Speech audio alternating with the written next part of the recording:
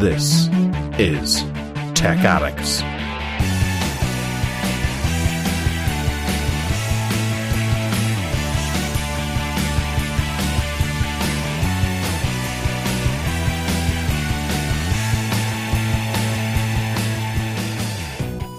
This week, it's all about CES 2023. And at CES, they're all talking about Tech Addicts being back for 2023. It's me and Ted. We're here. Hurrah!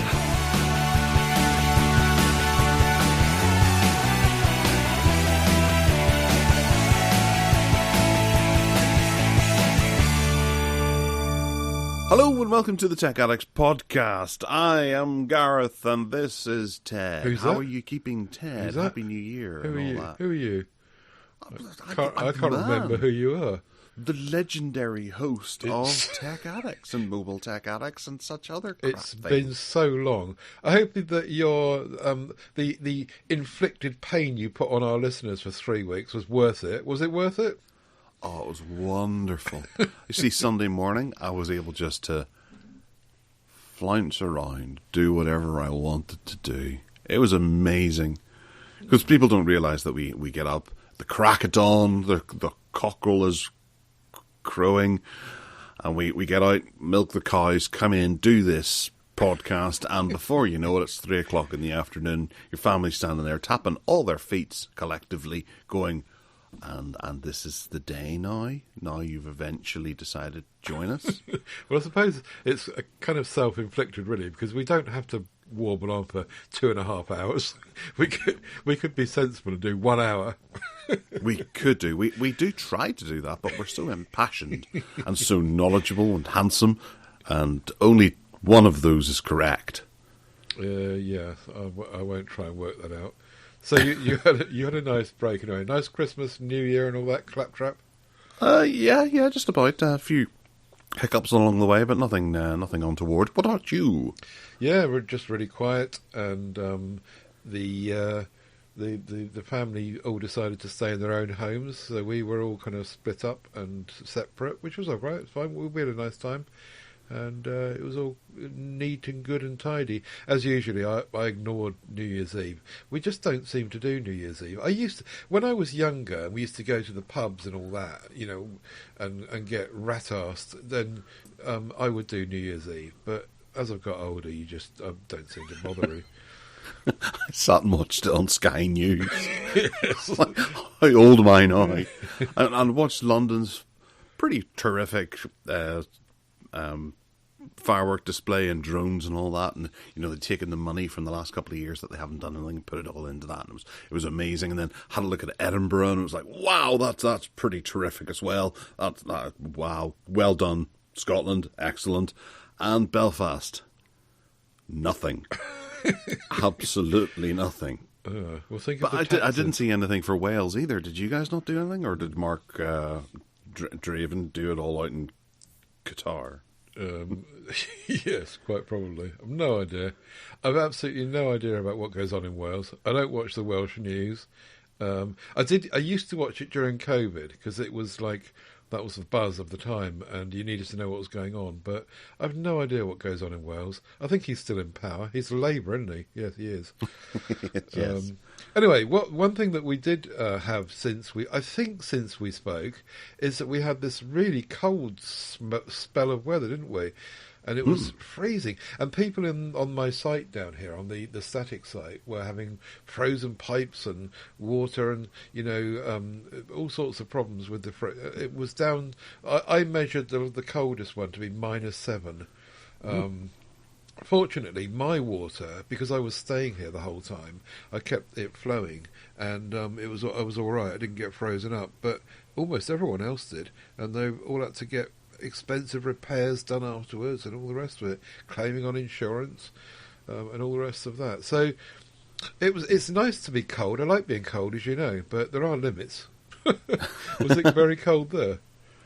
There was a few cold snaps and things like that here, there, and everywhere. And I did see on that, on that social network next door, and I saw local people saying, help, help, pipes have exploded and need builder and problems here, problems there.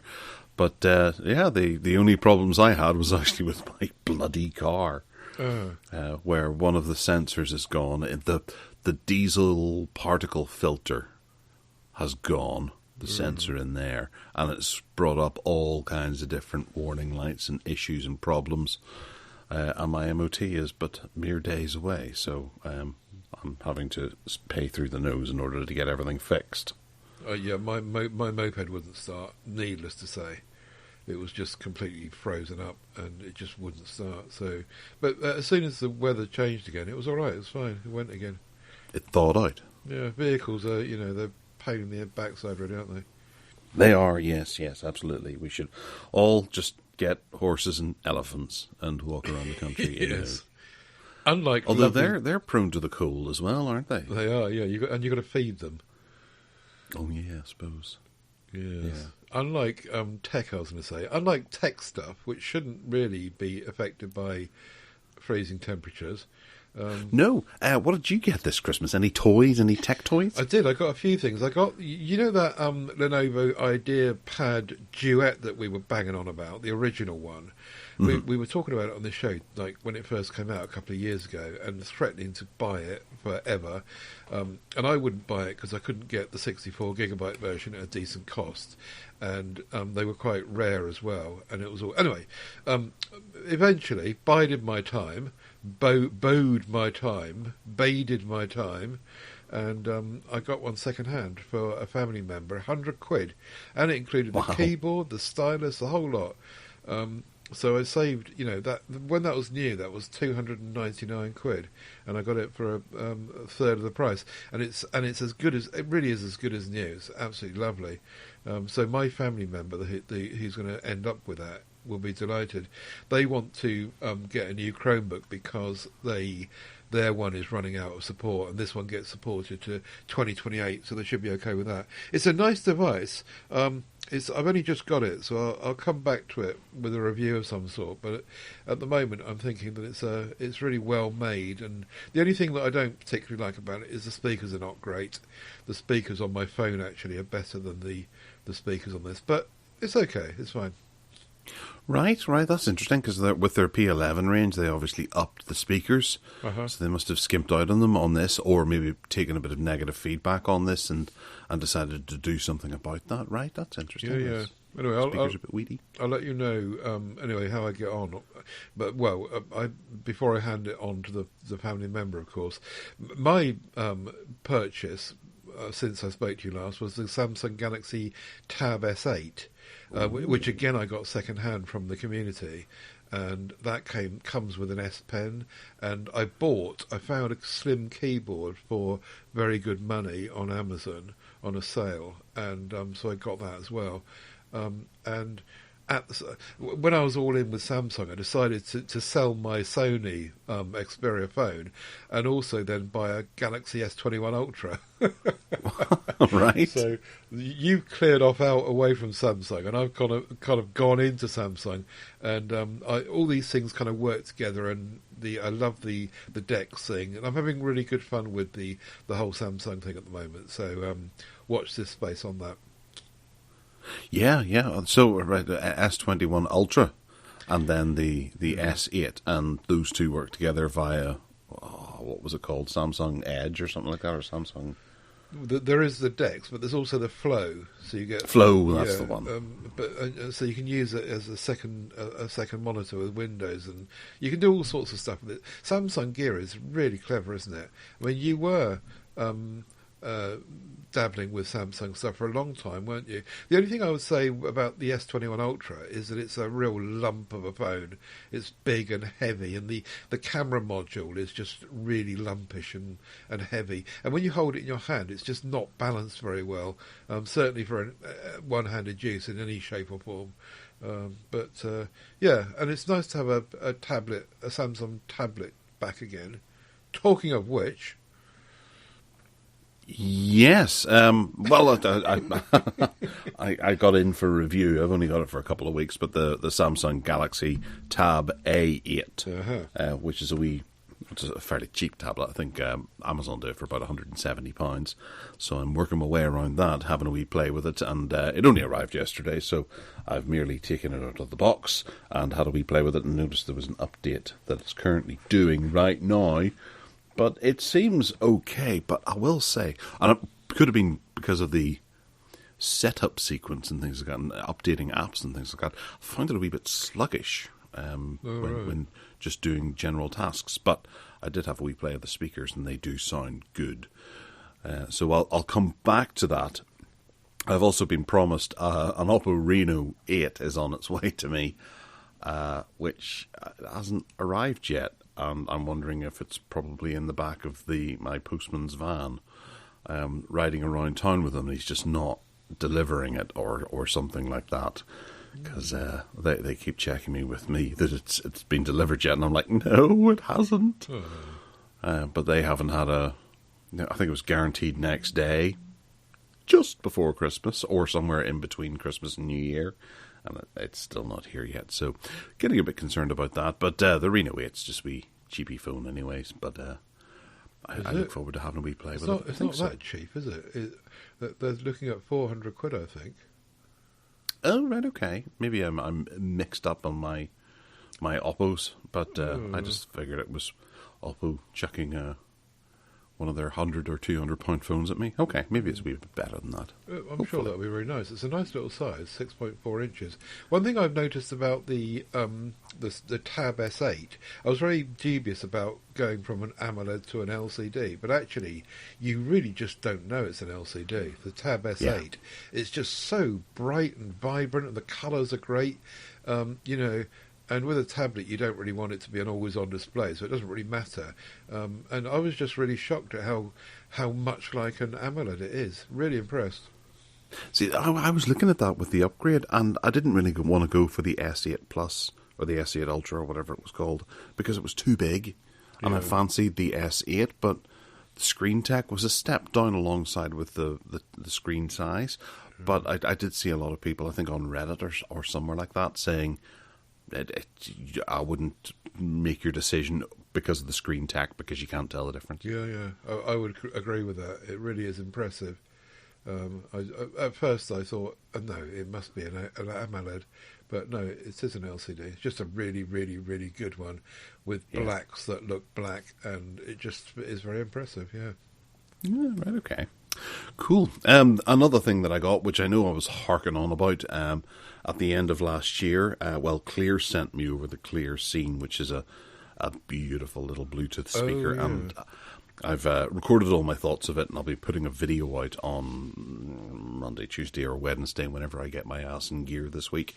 But I can give you a bit of a hint in that I love it. It has some caveats, but I love it. Oh, right. I'm just stroking it at the moment because it's one of my favourite gadgets.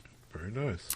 And the last thing I got, which was a bit of an impulse buy because it just popped up and I thought, well, there it is, without import tax and without having to order them from China in the 4-week wait, I could just grab it now and have it relatively soon, is the Anbernic RG353M, which is one of these little emulation devices that looks a bit like the V was the Game Boy looking one. This is the one that's sort of a Game Gear arrangement that has the buttons and the keys and the joysticks either side of the screen, and it's all made out of aluminium.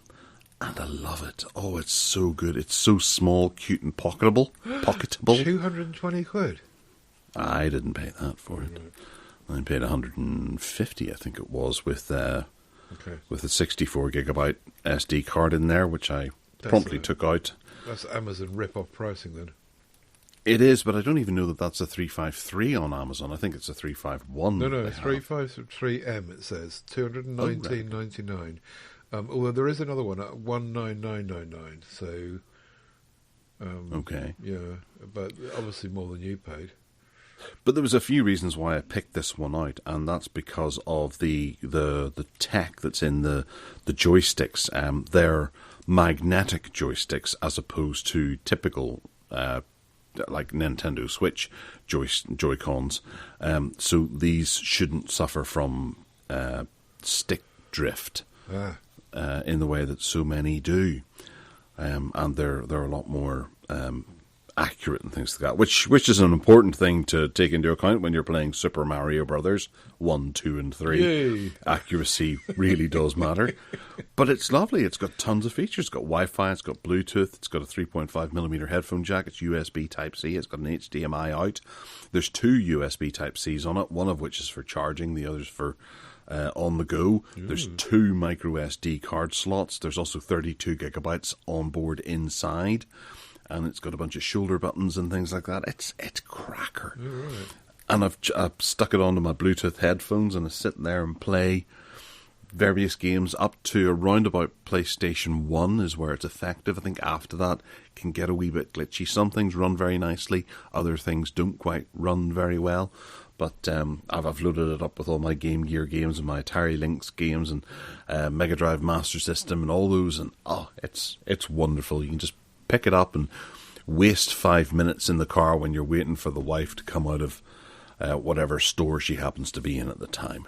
Grand device. Is this the one that comes with about like 20,000 games on the card with it? You can, yes. There's whenever you buy it, you can have the option to get the 64 gigabyte card, which is the one I got that has 4,000 games on it. Or you can go for I think there's a 256 or maybe 128 gigabyte that has those 20,000 games. Right. But I imagine there's a lot of repetition and perhaps maybe not really great games. Crap. And also the legalities of it as well is a bit worrying. Yeah. But yeah, I've done some PlayStation 1 games. I went and got some rips of the games that I currently own and the ones that I love very much, like the Need for Speed series and the Test Drive series, and I've been playing those on the go, and they're perfect. Right. And you can use them with those Joy-Cons, which makes them even nicer too. It's a great device. I love it. Fabulous. Love it. If I was going to go that way, I think I would probably get the Game Boy shaped one. But I see what you mean about the sideways 2 controls and all that. It's just that I've just got these nostalgic thing in my head about Game Boy style devices. And you mentioned an Albernic version of that, didn't you? Yeah, the Albernic RG353V, right? Which is exactly the same as this. It's just in a different case, right? But it's made of plastic. This one is aluminium, right. And that's what I really wanted. If it does drop it, you probably get a wee scrape or something on the side, but it just feels nice in the hand. It really feels like quality. I think it's a touchscreen as well. Yeah, I'm pretty sure it is. Very, very nice. But it's cool. And I've changed everything that's on it. It's now running ArcOS. And I've been watching your man at Retro Game Corps, and he's got a load of great tutorials on things you can do with it, and I've souped it up, and it's running really nicely, and I'm dead chuffed with it. Very good. It's a good device. Nice. All right, well, moving into the hard line for the hardware. There's a little tech show going on at the moment. I don't know if you've heard of it, Ted. It's called CES. No. All right. It's got quite a few bits of technology at it. There's ridiculous things like cars that are covered in e-ink screens and they can change color while you're driving and things. And there's also the world's largest what do you call those things? Turbines that can power the entire world with a couple of minutes of it spinning. It's great, but I thought we would go through and cherry pick some of the more interesting things, and also some of the things that you're probably not going to find on the bigger tech channels, because they do a big load of coverage. I thought we would go for some other, alternative ones, not the obvious ones, but we will touch on some of the bigger announcements as we go along. So the first thing that popped up was the Lenovo Tab M9, which is a nice little $140-ish kind of tablet with a 9-inch screen and 400 nits of brightness and an 8-megapixel camera on the back and a 2-megapixel camera on the front. It's got, a Cortex A75 2 gigahertz processor inside it, which is the Helio G80 chip, with a mere 3 gigabytes of RAM, which is something I've often scoffed at, and 32 gigabytes of storage. But there is a 4 gigabyte of RAM version with 64 gigabytes of storage, or 128 gigabytes of storage, arriving somewhere along the lines as well. And this is a rather nice looking little tablet that, Ted, I think that you probably quite like. It's at 9 inches. That's kind of a sweet spot. It for some reason it's been dubbed as kid friendly. I guess that's to do with price to some degree, and it sits between their Tab M8 and M10 because it's 9 inches, I suppose. Not quite sure why it's kid friendly apart from the price, but I suppose it's a bit smaller. It's got Google Kids Space installed on it, first and foremost, okay. probably. Anyway, yeah, for the price, it's really good, isn't it? $140, and it's none of your crappy resolution. It's a half decent resolution for the price on the LCD display, and it looks like it's quite bright, 400 nits, and it looks like it's quite well made. Oh, look, a 3.5mm audio out as well. It's so you're right. It says pre-installed Google Kids Space, YouTube Kids, Netflix, and stuff that is kind of kid orientated, and that's no doubt what it'll be used for. Kids consuming media, won't it? Yeah. And I think there is a good market for these, but kids are getting picky. They do demand quite a bit more than us adults actually demand. We generally use tablets and things to go and do a bit of reading, do a bit of surfing, and to watch a bit of Netflix, whereas kids are the ones who are looking to play PUBG or something like that. So right. they do want a bit of hardware to be able to back that up, and this might not actually manage it terribly well. You have to turn the detail down quite considerably.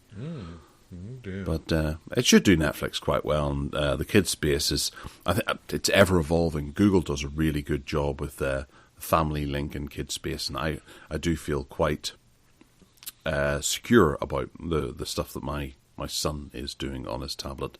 I feel like I've got a pretty good grasp on that. Not so much what Microsoft does on the computer, but at least Google seems to have got it right. 13 hours of battery. 13 hours of streaming video, actually. So if you're not streaming video, presumably that'll be even more. So that's quite good as well. It does look quite nice. It looks like the speakers are well placed, and it'll be a good experience. Yeah. It does, and it comes with a wee case as well that allows you to set it up and point it at your face. Lenovo are getting really aggressive. You know, we were talking about the Duet earlier, and the pricing on Lenovo stuff. We'll come to that a bit more in the show, but that they're really knocking it out of the park and challenging the other kind of Chinese manufacturers now. Well, yes, absolutely. Whereas Samsung are taking it the other way, where they're really pushing to be technologically advanced from all the other companies out there. And this is one of the ones that you're going to see demonstrated on various different websites. But I did want to mention it because I don't think we're actually going to see this available to buy. It is more of a proof of concept. And that's the Flex Hybrid. This is a rather nice looking tablet that has you can open it as a flip tablet type affair, but it also slides open as well to give you just that little bit extra real estate, and it turns into a 17-inch display. No, wait, hang on a second, that's the wrong one. It turns into a 10.5-inch display with a 4:3 aspect ratio, and then the slidey out bit turns it into a 12.4-inch with a 16:10 aspect ratio. So if you need to watch a movie on the go, that would be perfect. But I've got a funny feeling this isn't going to be an end unit consumer type device. I think this is just look what we can do. Yeah, I think you're probably right. But it might be a kind of a mark in the sand going forward for other devices like phones, not necessarily big displays. And we'll see where we go. I think that this will work better unrolled out if this was a device, open it up like a book. We'll come to another device shortly where that kind of works like a Microsoft Surface Duo, and I wonder if this would be interesting to see it used, not rolled out, but just unfolded most of the time. We'll see if it ever makes it, as you say. And I do wonder about the battery concerns as well, and just how much draw from the battery it really pulls to extend that screen. Is it worth your while? It's a bit lumpish, isn't it? If you look at the first picture of the link that we'll put in the show notes from Android Authority, you can see that it's really fat. And again, this prototype might change that, but we're used to things getting thinner and slimmer now, and it looks a bit lumpish to me. It does. It looks like it's going to be about 3 Samsung tablets wide. Yeah, exactly. Which is fat. Okay, Acer sent out a ton of press releases, and I didn't really quite get through most of them. But this one here is the most interesting one, I think, which is their 3D gaming display on their new Predator laptop, their Helios 300 Spatial Labs Edition. This looks to have, a lot of raw power inside of it, but it's got screen technology that brings eye-popping 3D scenes, objects and characters to life. Ted, would you be excited about this on the go? Would you be sitting on the train 3D gaming? I was trying to work out how it works and what it really does, and there's a video which this article links to, which actually demonstrates more about that. And apparently there's 2 little cameras, there's 3 cameras on the top of the screen, and each of the cameras, the left and right ones, track your eyes. They project precisely, they move with your head, and they project precisely into your left eye from the left one and the right eye from the right one. And so when you move around, it just projects the image into your eye and knows where you're moving and knows where your eyes are. So it's tracking you and then serving up this 3D environment around and in front of your screen. It sounds absolutely fascinating. And you don't need any kind of special glasses to do it or anything like that, because it's just doing it by tracking your eyes. Very clever. I'd love to see it working. Oh yeah, absolutely. And it's something that they can't really show off in a video, because a video's not really going to be able to do that properly, because of the way it actually works. So you have to just take their word for it, or go along to the CES and see it working, or perhaps spend the money and buy one of these, because they're going to be dead cheap, I imagine. They're probably about 300 quid. Actually, maybe is this another a proof of concept thing, or are they going to actually do them? I've got a funny feeling they're going to do these. Acer do tend to follow through whenever they give something the branding, and it does have the Predator branding. Yeah. I reckon we might see it, but maybe in limited amounts. But I've got high hopes. I like Acer for doing that. I'll go for 3,500 quid. That's which means they won't have to sell any, because no one's going to buy it at that amount unless they're nuts. All right, TCL, a company that does like to demonstrate a number of different things, have a bunch of new tablets that they're showing off at CES this year. And the first one is quite an interesting one. It's called the Next Paper, well, it's an NXT Paper, not Next, but NXT Paper 12 Pro. And it has a sort of a unique display tech that creates a paper-like experience and filters blue light. So I'm thinking that's more for your eyes. It's a 12.2-inch display. And there's nothing worse than sitting at night working into a very nice screen, but your eyes feel like they're being cut out of you. And yeah, blue light filters and all those sorts of things, and image quality reduction can really help things as it goes on. But making something paper-like might really help. So is that like an e-ink display, a colour e-ink display, or is it something different to that?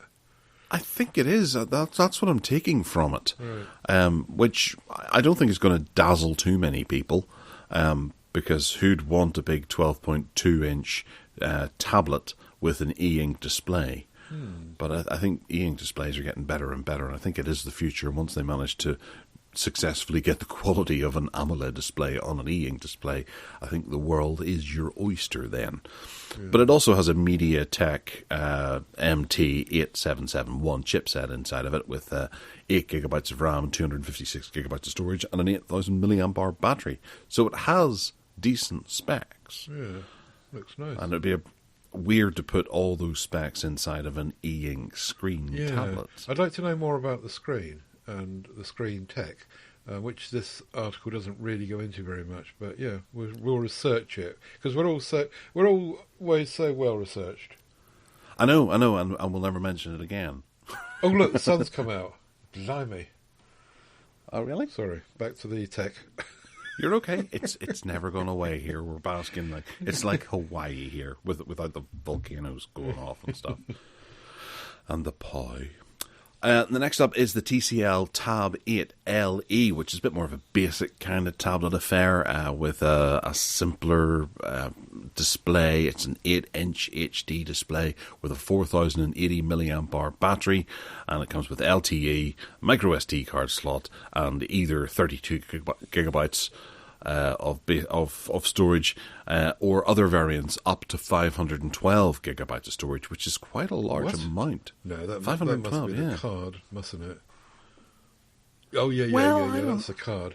A micro SD card that lets you expand up to 512. Oh right, yes, okay. I was going to say a budget device with 512 gigs on board. Well, you never know. You might be able to do that. But I think it's Samsung that makes it really difficult for you to find anything other than a 32 gigabyte storage in the UK on one of their cheaper tablets. Right, like the A8 beside me, it's a nightmare to find a 64 gigabyte or 128 gigabyte version. I always had that problem in the past. But there's also the TCL Book X12. And this isn't an Android tablet. This is a Windows tablet. And it's got a nice detachable keyboard that comes in with between 4 and 8 gigabytes of RAM, depending on what you need. The Qualcomm Snapdragon 7C chipset, and either 128 or 256 gigabytes of storage. That sounds like a rather nice device. Yeah, I think, what do you think of that? That's the one I think that people are talking about the most here, probably because it's Windows. And I've seen a couple of articles about people that have had hands-on with this at the show, and they're saying, yeah, this is the TCL one to take note of. Yeah, we'll see. There's nothing here about pricing. Oh yes, there is. I'll take it back. Leave the pricing away. All right, okay. Well, the next Paper 12 Pro should be around about 500 buckaroonies, which in American terms is $500. There's also a 5G version of that, which is about $550. Then that TCL 8 LE, the wee budget one, is going to be about $160. So it'll be interesting to see what that is if it comes UK side, because it'll probably be about £150 if anything. And there's no pricing for the X12 Windows one, but we'll hopefully see it later this year. They say, which in January is a bit off-putting. There's quite a lot of these kind of two-in-ones and tablet the whole kind of thing like the Surface range, the Surface Go range. I think that's where they're heading with this, aren't they?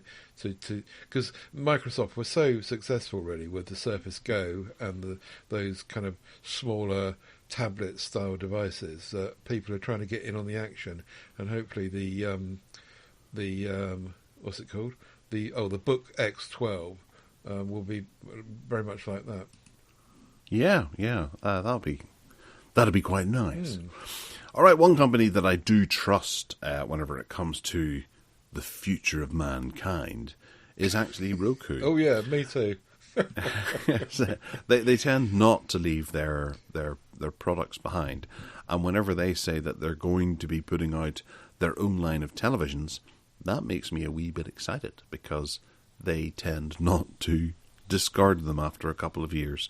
They will continue to shovel out updates to their Roku system, which is really nice. And they've debuted a new TV lineup at CES this year.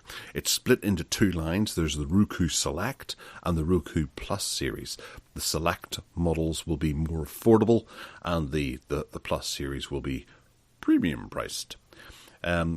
So the Select ones start around about $120, whereas they will go up to as high as $999, and I think that's probably going to be for their 75-inch version, which is kind of nice.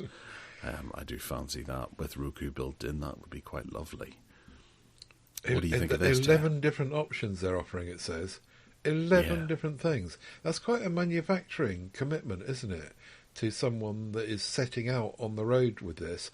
I love my Roku stream bar. I think it's great. My concern with these would be that if you build all the stuff into the TV, you've got to then hope that it's going to sound as good as my stream bar does. My stream bar sounds fantastic, really bassy, and it's a really good sound, and you don't really need to extend that anymore. So I probably wouldn't buy one of these unless my stream bar broke and my telly broke, because I think it would be a bit of a waste of money, frankly, because it won't be built in so well. And there's also the other issue is that you've got to hope that deals keep being done with the other services, and they let Roku run their stuff without boxes to plug in and all the rest of it, as we have come used to.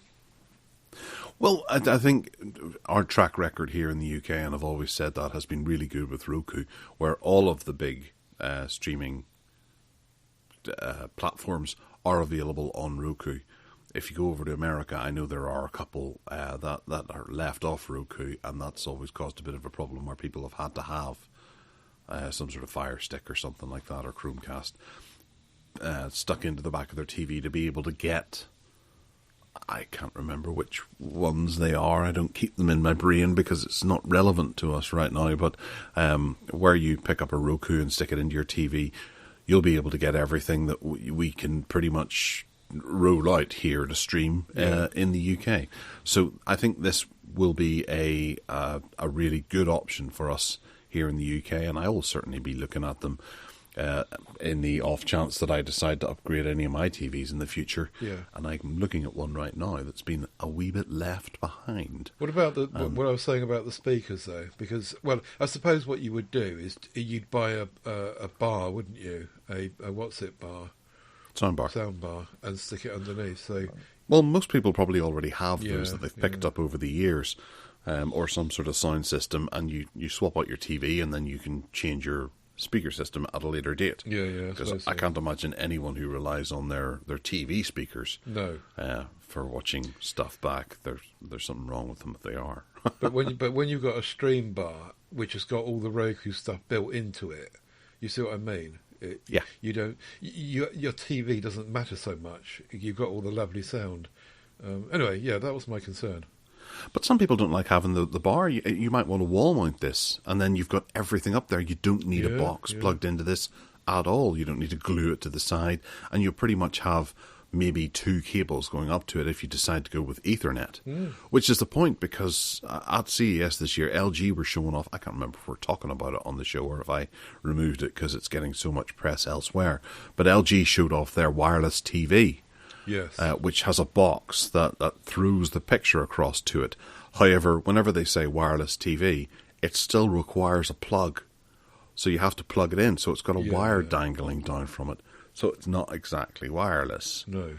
The power is not wireless. No, but if a TV has Wi-Fi built into it, then it still requires the same amount of wires as LG's new wireless TV. Rubbish, absolute rubbish. That's why I took it out and chucked it to the side. Okay, Realme has confirmed that the GT Neo 5 will be their first phone to feature 240 watts of fast charging. This is really quite nice. This will charge your phone faster than you can blink. What do you think, Ted? Well, the thing about the phone that they allegedly are going to put this into, We spoke about this on the show before, but they've now announced that they're doing it, but they haven't actually said what they're going to put it into.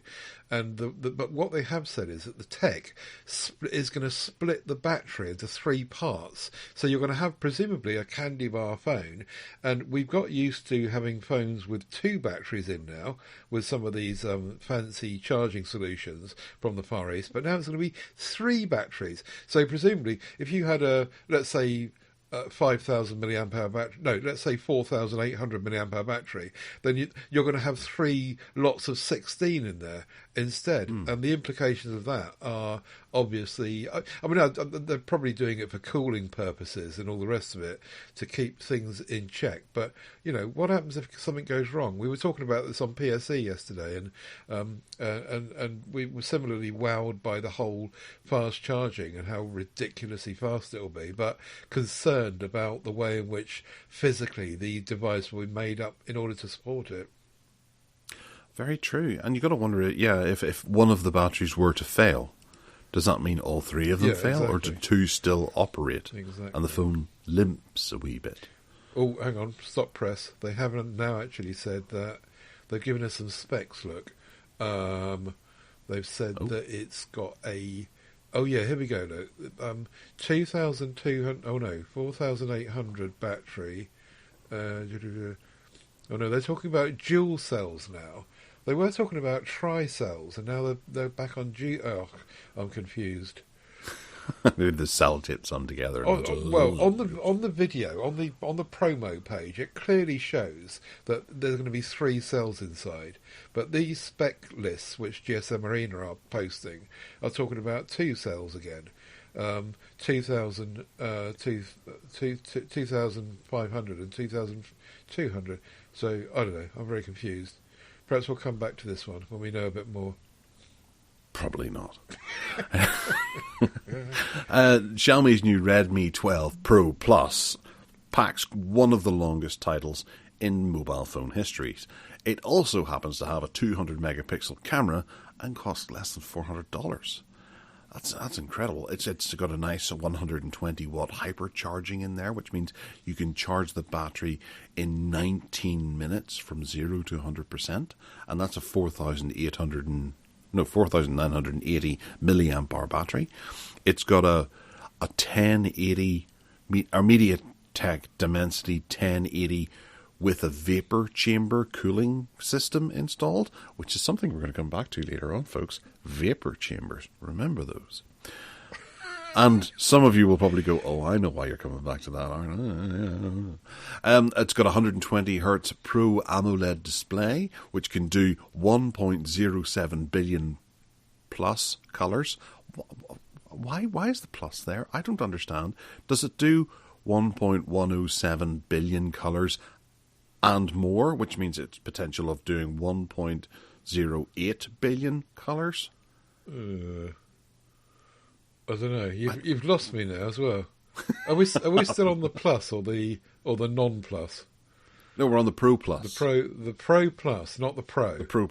No, the Redmi Note 12 Pro Plus 5G. Yeah, I know. But there's also Super Note. But there's also a 12 Pro, which is on the same page. Anyway, do carry on. I know, but that doesn't have a ludicrously stupid name that just keeps going forever and ever, and they have to send it to you in a larger box so they can get the entire name on the side of the box. It's got Dolby Vision Atmos in there with high-res audio and wireless high-res audio too, dual stereo speakers, HDR10, Wi-Fi 6, and a 3.5mm Oh, I'm back with you now. Right, I see where you are.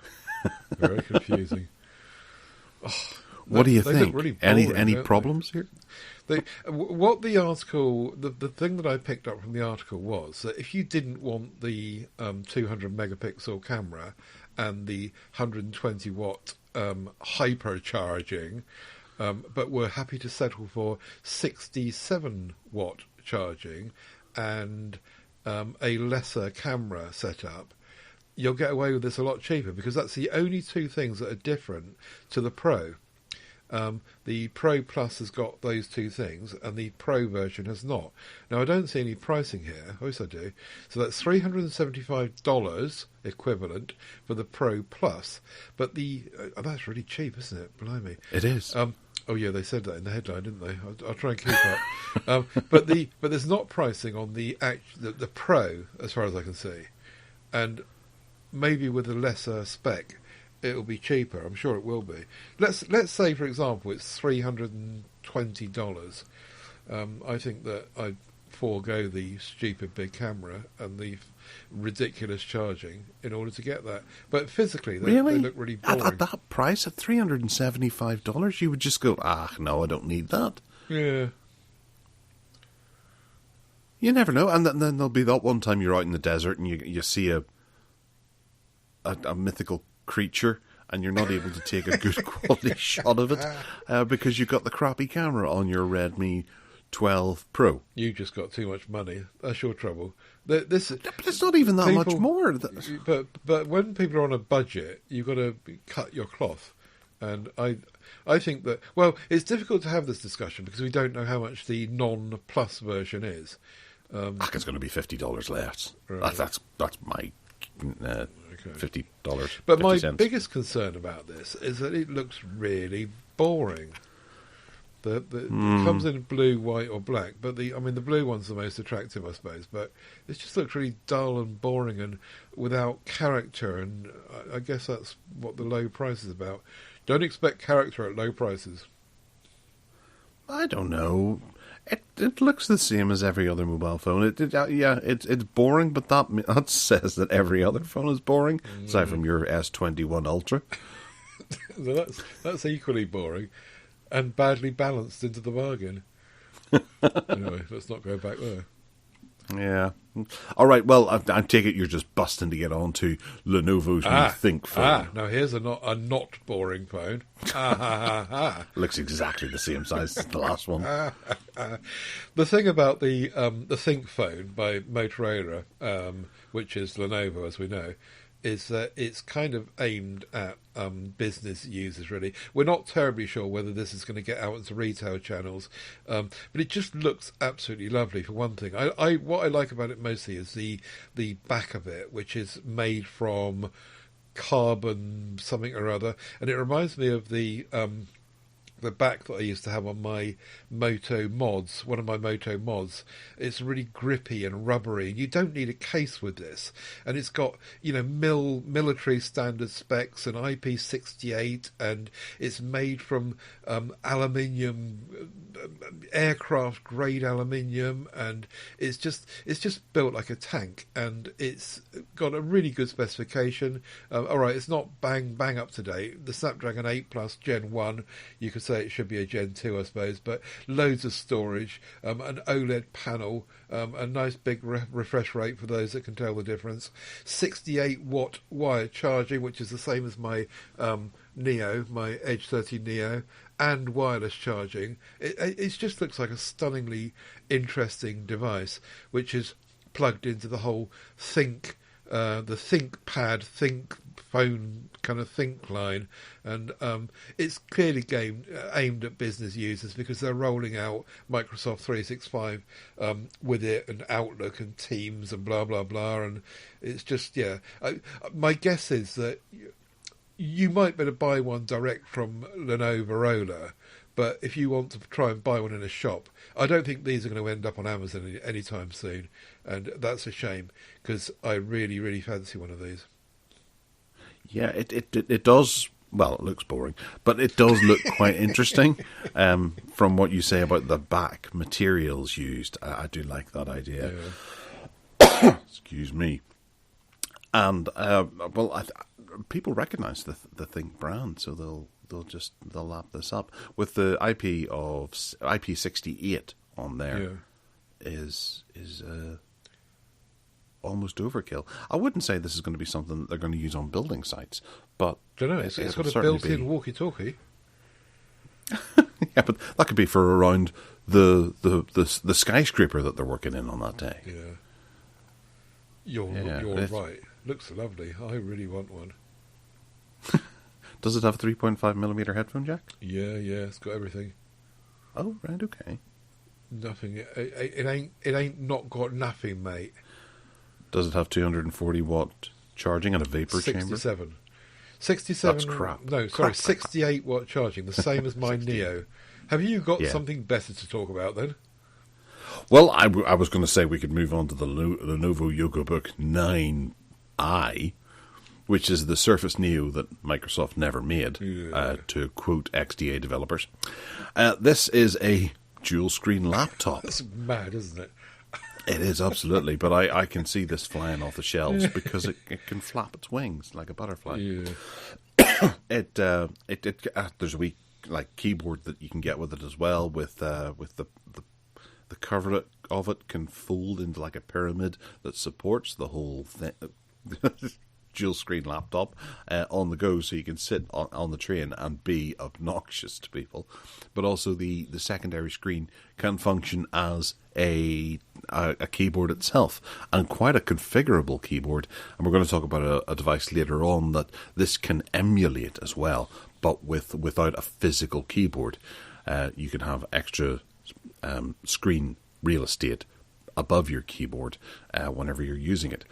What did you make of this, Ted? It's a beast, isn't it? So you get two 13.3-inch displays folded together, and you can open them up. There's pictures in this article of someone using it in up and down mode, inverted commas, and also in sideways mode, like it's a Surface Duo, for example, but much bigger. Or a book, yeah, much bigger. There's also a... I remember having a Lenovo device with a Halo keyboard. That's right, yeah. They're showing this off also with a virtual keyboard and like a laptop, and that looks absolutely lovely. And apparently they've got the haptics all sorted out so that when you touch the keys, it feels like you're pressing a physical key to some degree. And what was that device I had? And I had some great fun with that. It was called the Halo, the keyboard bit of it. And that worked really well. But essentially, if you use this in laptop mode, you can put whatever you like on the bottom side of the display. On one example here, they're showing it with a trackpad, another one with weather and widgets up the top half of it. And it looks really, really nice and ever so flexible. And again, I want one. Yeah, I'm doing my research right now, Ted. Don't worry, I'm not letting you down. That's the Lenovo YogaBook. The Yoga Book, that was it. That was the one. And I had good fun with that. I thought it was good. The only trouble is that it was Android. Well, the one I had was, you could get it in a Windows version, but the Android version, they just abandoned, like they used to do, and hopefully they're not doing any more. But they just abandoned it. It never got one update, which is a shocking waste. That's because they only sold one to you. But yeah, it looks interesting, doesn't it, this? I think it'll really depend on those haptics of the keyboard. I can't think of anything worse than trying to write a large amount on a glass screen. I've done that with my tablets in the past, where I'll be, you've got maybe your text window at the top and pretty much a full-size keyboard in landscape orientation, and you're tapping away, and it isn't fully natural. And you tend to make an awful lot of mistakes, and also your fingers get quite sore at the end of it because you're pressing directly onto the glass. There's no spring to sort of cushion the impact, right? Which is a ridiculous problem to have, but it is something that can cause problems. I remember they had that there was a keyboard they launched that was a projector keyboard. Oh yeah. And it would sit there. It was like a cone or a cylinder, and it would project the keyboard out on the desk, and you would sit and you would tap the desk. Yeah, yeah. And people were reporting that their fingers, it was a carpal tunnel or something like that in their fingertips, because they were bluntly hitting the desk constantly to try and crank out a couple of thousand words or whatever, and it was having ongoing effects with their fingers. And I reckon this could well be the same, but then they are doing a keyboard covery thing, so most people will probably use the screens as screens, which would be great, although it's flexible, obnoxious isn't it? on trains. You got options, that's the thing. Yeah. It's flexible, which is probably why it's called oh no, it's not. I thought it was called the Flex. No, it's not. That's the end of that theory. But it is called the Yoga Book, which is a carry-on from the Yoga Book that you have. Yeah. This is the Yoga Book 9i. Yeah. So there's been 8 other incarnations since the one you got ripped off on. Yes, this is much more advanced though. Have we got any projections on pricing or availability? No. No, not yet. No. I don't think we're a wee ways off. But I have seen people have these out in their homes to review on YouTube. Right. I can't remember the name of the YouTube channel, but I saw him having a play with it at home. Right. So they must be releasing a certain amount of units Okay. to test. All right, Engadget have an interesting story about Drops, tiny desktop speakers. I wouldn't say they're tiny, but they are good-looking speakers that are quite well priced, and they have a couple of configurations that make them look quite desirable, if not quite finished. Ted, tell us about the tiny speakers. Well, there's probably not much to tell, really. They're speakers, and the interesting bit about it is, you're right, the sizing and the flexibility in terms of being able to turn them upright, vertical, or have them horizontal, so you can place them where you want them the most. Underneath the screen, for me, is quite a good position. My two speakers kind of stick out. They don't need to. I could easily have the two speakers underneath the screen, like they've got in one of the shots here. And you can also, I'm not quite sure what they mean by this, but you can also have customised grill faces for them. Whether that means it's just like silly pictures of comic book heroes, or whether there's something practical and useful in the grill faces that they'll make for you. Then I don't know. But yeah, they look nice, and they look really well priced, and I'm sure that they're probably not going to sound anything like as good as my Razer speakers, but they're small and dinky and flexible in orientation. Yeah, I like them. It caught my eye. In the second picture, Yeah. where the speakers are vertically Yeah. orientated, there's a pair of spectacles on the table, and there's a keyboard. Yeah.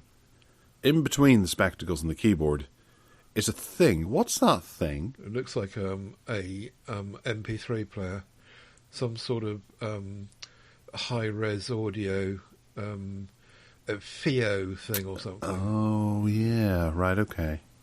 That would be my guess. And that's hooked up to the speakers because this is an audio file. Right, gotcha. Okay. I was thinking that was some sort of the Easter egg that they put in that wasn't the focus of people's attention, and we discovered something there because there's an iPhone button there. Drop have made a brand new phone. They're not telling anyone, but here's a teaser. It's not in the other one, but then it's more of a work style thing because it's got notebooks and a watch, which is very professional. Yes, quite sure. Yeah, no, they look nice. They need speaker grills, very much so. Yes. But I don't know what they can do with that. Customizable magnetic speaker grills. What are they going to do? Apart from them making them different colours, I suppose. Can't see what else they could do with a grill, really. Yeah, I guess the proof will be in the pudding as to how good they sound. And I imagine they'll probably sound pretty good for $130. They'd better. Yes. All right, moving on to Samsung's Galaxy A14, which Android Police believes are the best-looking budget phones of the year. This looks really boring. It does. Have you seen the specs on these? Apart from the price, which is likely to be under $200, it would seem. The phone just looks really boring. I can't imagine who would buy it. Anyway, they've updated the A13 to the A14, and they've tweaked it up a bit and just a touch. This isn't worth talking about. Should we move on? Well, no, I do think it is worth touch. They have upgraded the panel. It's no longer 720p. They've brought it up to 1080p with 90 hertz. Yeah. Which makes it kind of a nice panel for the money, and it still has a headphone jack as well. I think they're looking Android police are looking for the best thing about it, and they've decided that the design is one of the nicest looking, and it looks really bland on the back with 3 cameras, all the same size, and 1 flash offset. Very, very boring. And I suppose you could say that it's very modern art house or something like that, but I think the most attractive bridge too feature, far. I think, is Android 13 and One UI 5. That is bang up to date. Now, I'm not sure about the commitment going forward, like the bigger, better, more expensive devices. But Samsung are usually quite good at that, supporting stuff. So yeah, I mean, if you wanted long support and up-to-date software, that's one thing going for it, I suppose. I do wonder about the back. Does it feel pretty plasticky, or does it feel kind of metalish? That's the one thing I can't get my head around as to whether or not it does feel like a quality device. It is plastic. I know, but I've got a funny feeling that it's got some sort of coating over it to make it feel a wee bit more quality than it actually might be. Yes, let's move on. Because most of the Snapdragon 8 Gen 3 chips are going to be manufactured by TSMC. Ted, this sounds something like you're going to desire to talk about. The only thing really of significance here is that they're moving the manufacturing to Taiwan, because the TSMC is the Taiwan plant. And it seems to be kind of a big political thing, moving stuff from China to Taiwan, and everyone kind of getting on board with that, and doing the deal with Samsung. And yeah, it just feels like it's a whole anti-China thing, and get everyone out of China, and aren't China naughty, and let's all be safe and cosy away from there, and then let's see if China come and invade Taiwan, and then we'll talk again. So let's not get political, but that seems to be what it's about to me. No, it does feel like it couldn't come at a worse time, what with Shanghai being 70% of Shanghai being infected with Omicron and Kraken, and this now happening where, you know, businesses are pulling out ahead of time. Yeah. They might not be able to recover from that with their economic apocalypse that's kind of happening in China. It's very concerning of the innocent people who are involved. It does make you wonder how far ahead they're working with this stuff, though, because this is the Snapdragon 8 Gen 3, and the 2 is not really out yet, but they're working on this 3-nanometer process already, and yeah, I guess that the lead time on these technologies must be quite far in advance. Make a note of today's date when we first talked about it, and then when we actually see a device with the Gen 3 in it. Okay, first show of the year. I hope you've written that down. Next up, AirFuel. We've talked about them before. I know we have. I recognise that name. Have we? But this is a new wireless charging standard that wants to charge your device from across the room. Like Motorola did, and like Xiaomi did. And everyone... What's the difference with this one, then? I vaguely remember talking about this in the past, and it was like a fridge kind of thing that would sit in the centre of a room, and whenever a lot of people came into the room, like at the train station or something like that, people would start their device would charge wirelessly. Yeah, I remember now. This is not about powering phones and tablets and computers. This is about powering peripheral little things they just need trickle charging. Like, small devices kicking about. This is not... And that's not quite... But it can keep your device alive as well, which is what, say, train companies want to do, so you can show your ticket. Right. But they don't want to have to charge your device. They just want your device to be able to display the ticket that you've bought.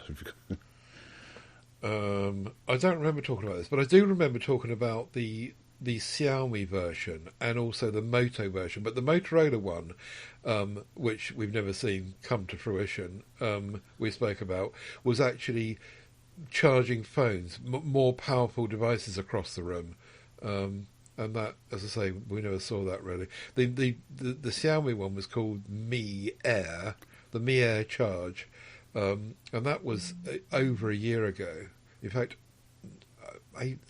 2 years ago they were talking about that. So this is all bollocks, isn't it? Air fuel, indeed. Moving along to air fuel. The world's largest wind turbine, which uses air to create electricity, has produced its first power. Now, this is the V236-510MW, which has been introduced to the market. It has a rotor diameter of 774 feet. Now, if you take one hand and extend it as far out as possible, and the other hand and extend it out as far as possible, it's a lot bigger than that. That's science.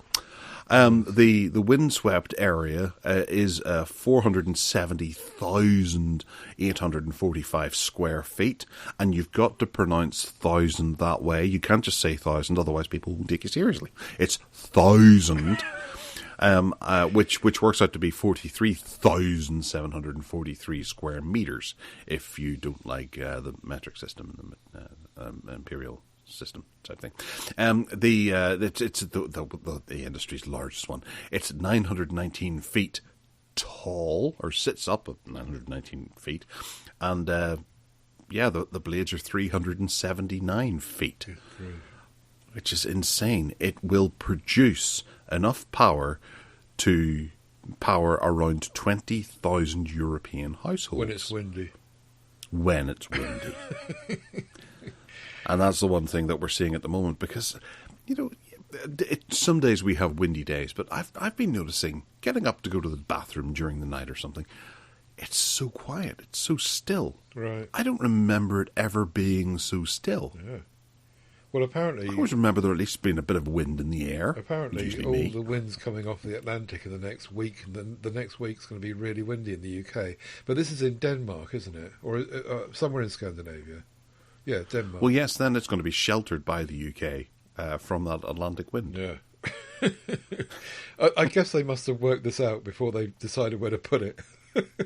Well, they could point it towards Germany, because they eat a lot of sauerkraut and frankfurters, and that could produce enough wind. This is huge, though, isn't it? Those figures that you just quoted, I worked out that it's bigger than one of the blades is bigger than a football pitch, and the distance across between the two, the circumference, if you like, of the sweep is over 2 football pitch sizes. Wow. This thing is ginormous, and if you watch the video, which is linked to in the link in the show notes, you can see them kind of making it and going through it and standing next to it. You get a sense of the scale, a sense of the size of the scale. No, I can't say it. Wow, no, that works. I think people know what you mean. But yeah, it's just ginormous, isn't it? Let's hope it does what it's supposed to do. But you hear tell of how these blades, once they're done, they need to go, they're burying them in the Sahara, because they can't recycle them, they can't destroy them in such a way. They just bury them in the Sahara. Yeah, apparently so. That's where the current ones are being dumped. Good grief. Yeah, which means in 2,000 years, the likes of Graham Hancock is going to find them and go, here, there's some kind of ancient thing that happened in the Sahara many, many years ago. I've got a better idea. They could just fire them off into space, couldn't they? Well, that was what I thought they could do with spent nuclear fuel. Yeah. Because Superman did that in Superman 4. He went through all the nuclear missiles into the sun, which didn't have a reaction. So he could do that. Not that he exists. Well, sorry. For some people who are too young, no, that's Superman. He does exist. He does, and so does Santa. He does. Yes. He could throw all the spent nuclear fuel, instead of burying it in Finland, go and throw it into the sun. Look at the size of that, though. I'm looking at the picture of it again. It's massive. It is. I wonder what the woof is there only one of them? Sound like. Yeah. Oh, right. Why don't they have 10 of them then? Well, I think they're building them one at a time. Oh, they'll build another 9 to keep up with your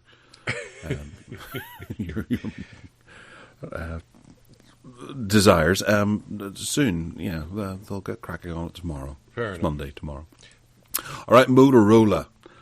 They are going to be testing a new two-way satellite messaging system that's going to be installed in Cat-branded rugged phones. This is an interesting one for the likes of people who use Cat rugged phones on building sites and maybe in the oil industry and things like that, and people who go and survey big building projects, perhaps. No, hang on a minute. The firm behind it, Bullet, are the firm that made cat phones. They're not saying that this technology is only going into cat phones. No, but you can imagine it going into the cat phones because they're going to be out on site, so they need to have service. I thought this was more about SOS stuff, trying to catch up with Apple, because Apple have done this SOS thing first, and Android devices have been left behind, and Motorola are saying, hang on a minute, we're not going to be left behind here. Android needs to be up with Apple on this, and if you get lost in the Sahara Desert somewhere, you can have two-way, just like you could if you had an iPhone. And that's how I read this article. It was all about catching up with Apple and not letting the SOS thing go, go awry for anyone that hasn't got an iPhone. Is that okay? Well, that's better on my take. But if you are trapped in the Sahara, then you have to have a Motorola Defy with you. Right? Is that the one? Oh yeah, is that the one they're putting it into then? I believe so. Yes. Oh yeah. It will be debuting on the Motorola Defy. You're quite right. The Defy came out a couple of years ago, didn't it? Well, unless they're making a new Defy. Well, I think the Defy is a rugged phone as it stands. Yeah, it is. So, yeah, I was just imagining that this is where you have Cat-branded rugged phones out on the job, where you, like, say you're building an oil rig or something like that, or you're installing an oil rig, and you need to get a message through fast, your comms are down, that this can help, and they can just send messages. I don't see it just being for SOS. I'm sure that remote working will absolutely depend on it, and being able to send not just emergency but general sort of chit chat could even be used if it's just a messaging service. Yeah. I think we're reading this article differently. I didn't think that it was going to be locked into just cat phones or just Motorola phones. I thought that this was going to be a service that was going to be rolled out, but Motorola might hold the... I don't know. Well, I think Bullet's probably rolling this out on a rugged phone, and the Motorola Defy is the one that's there and available to use right now. So they're doing it first, right? And they'll dangle that in front of various different industries, and they can start doing it. And if it takes off, then it'll gradually move out to other devices, and eventually become commonplace. You've got to pay $5 a month for the service, mind you. So if you're stuck out in the Sahara Desert and you haven't signed up, you need to contact them and say, I'll give you $5 if you rescue me. And you can't do that because you can't send a message because you're not signed up. No, exactly. Well, unless they built it into the Defy's hardware and you can turn it on. A bit like joining the AA when you've broken down. Yes, sir, we'll come and rescue you. Just join up now. Yes, quite right. Well, that'll work. You can get lost in the Sahara. That'll be fine. All right, just yesterday or the day before, I got an email from Firefox to say that my email address had been included in a leak of 200 million Twitter users that have had their handle and their corresponding email address leaked by a hacker. Uh-oh. Yes. Uh-oh. Unfazed by this, I dusted myself off and just carried on with my life. Yeah. Funnily enough, over the last few weeks, last couple of weeks probably, I've had loads and loads of spam. Normally, now Gmail is filtering it out, good as gold. It goes into my spam bucket automatically. It doesn't get to my inbox. But ordinarily, a month ago and before, I hardly got anything that filtered out. My email address wasn't attacked. It wasn't getting stuff in. But it's just really strange that just recently it's full up every day. There's like 4, 5, 6 of these stupid spam messages in my spam bucket, and I think, well, there's something going on here. And I did wonder if this was something to do with this Twitter thing. So I don't know. Hang on, so six spam messages, and you consider that full up? Well, yeah, no. But what I mean is that when I go and look at my spam bucket, normally I go and look at it to clear it out, and there's, over the course of maybe 2 weeks, there might be 1, 2, 3 messages in there. At the moment, I go and look at it after 2 weeks, and there's about 30 or 40 in there. That's the point. I'm not saying that I'm spammed to death about it. What I'm saying is that there has recently been a change. Up until a month ago, I hardly saw anything in there, and now I see lots every day. That was my point. Okay. Well, it's a point well made. Anyway, I was looking at the Twitter. They say 200 million Twitter users, and apparently there are 450 million accounts in Twitter, which means that nearly half of them have been leaked. That's a bit scary, isn't it? Yeah, and I'd say half of them, again, actually contain real people. Well, yeah, there is that, I suppose. Yeah. It's bound to happen. I think every tech company along the way is going to have some sort of hack. And I think it is just, it's the hackers enjoying the challenge of being able to get through someone else's security. I noticed who we're going to do this day. Yeah, sorry, changing the subject slightly. I noticed an article this morning about Elon Musk announcing a long form Twitter message thingy. That would be interesting if he throws that switch and suddenly you're not limited to 160 characters or whatever it is. How many characters is it? I can't remember now. It is about that. Yeah. Then it's just opened up, free for everyone, as many characters as you like. That would make a huge difference, and they should have done that from day one, I reckon. I hate that idea. That would be me totally gone off Twitter, because you're just going to get those big long rants. I don't even like the idea that people write something out on a Word document and screenshot it and stick it in their tweet. That's how they get around the 160 character, so that they can make some sort of outburst or nail something as a point. Yeah. The tactic of Twitter is to keep things short and to the point. Yeah, get out of it. That's probably why I don't use Twitter. I just get annoyed because every time I go and try and put something into Twitter, I've got to edit it down. Typically, I put the show, say PSE show or whatever work show, and I've got the text all organised for my MeWe announcement. I get it into Twitter, and I've got to start editing it down and cutting words out and getting it under the limit. It's really annoying. Yeah, because people don't have the attention span to be able to pay attention to something like that. It's like YouTube videos. If you do a 3-minute YouTube video, you do a 20-minute YouTube video, the 3-minute YouTube video is going to do vastly superior than the 20 minutes. That's why it. TikTok and Shorts are becoming so popular. Then don't watch it if you don't want to. Because people can't last longer than 10 seconds. In the same way, if you don't want to read a long tweet, don't read a long tweet. Just don't follow that person. Move on. Don't just sit there whinging about it. Well, I will, and I am enjoying whinging about it because I can enjoy... That's why I do a podcast, because I can't whinge about it on Twitter because their tweets are too short. Yes. All right. Well, moving back to split-screen laptops, and this was one that Asus sent me quite nicely. This is the ZenBook Pro. They sent it to you? Duo. No, they didn't. They sent me their press release. Oh, I see. This is it's a dual screen laptop again, but it has a physical keyboard, and then over on the far right hand side it has I forgot what it's called now, the screen pad, which is a mouse pad, and it can show various different things like a number pad if you need to. But up above that there is a 14-inch. What's the size of it? Again, I had all these down pat, and now I've forgotten about it because it's been 2 hours. I have to talk to you about something after the show, but I can't remember what that is now.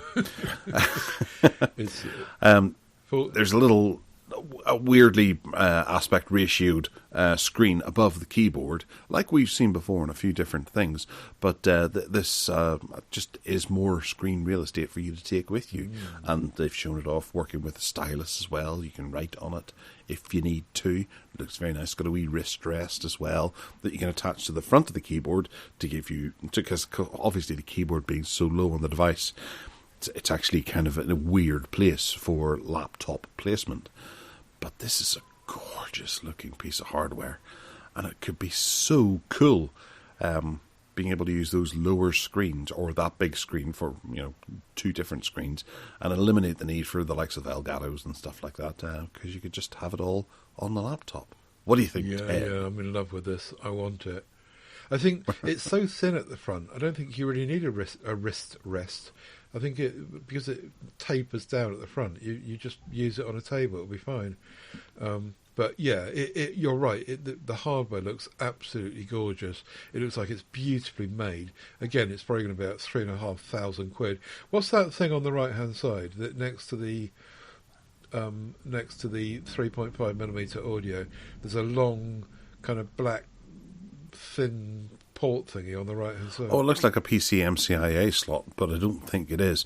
It might be for PIDs, you know, personal identification card things. When working, but I'm not entirely sure. Right. Anyway, that screen you see on the right hand side, I think that's the killer feature. We've seen, as you say, we've seen screens on top of keyboards before, which are multifunction and all that. You can do what you like with it and use it. But the screen on the capacitive screen on the right hand side, which you can just use for a number pad or a track pad, or just put what you like in there, basically. I think that's a killer feature. It looks lovely, and I want one. I've got a long list of wants from this show.